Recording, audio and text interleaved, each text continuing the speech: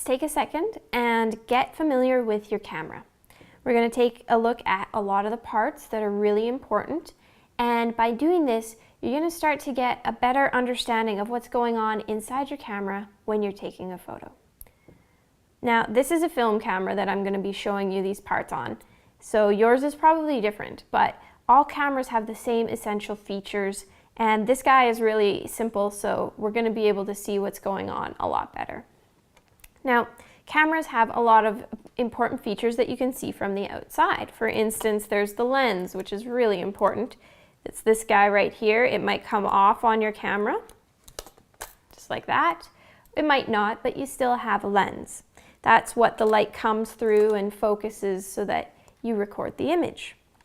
You have the shutter release, which is the button on the top there. That's what you press to take the photo. Fancy name.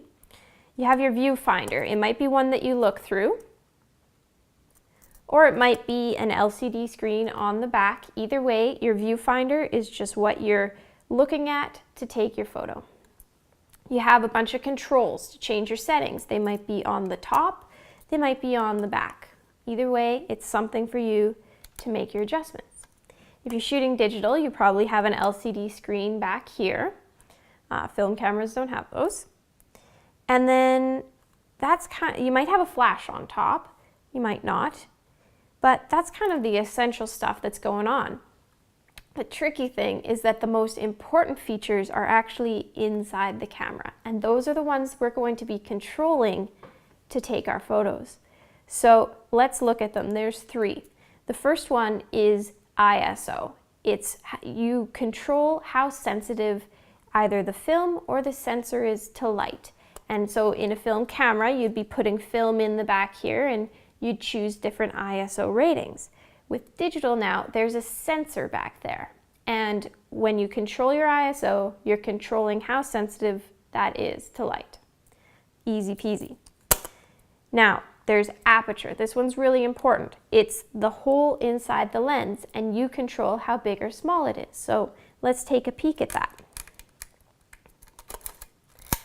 Now, I'll show you here.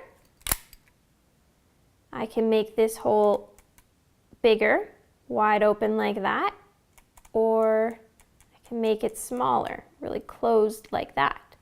And as you can see, when this hole is really big, a lot more light's going to be able to come through. When it's very small, less light is going to come through. So that's the aperture, and that's really, really important.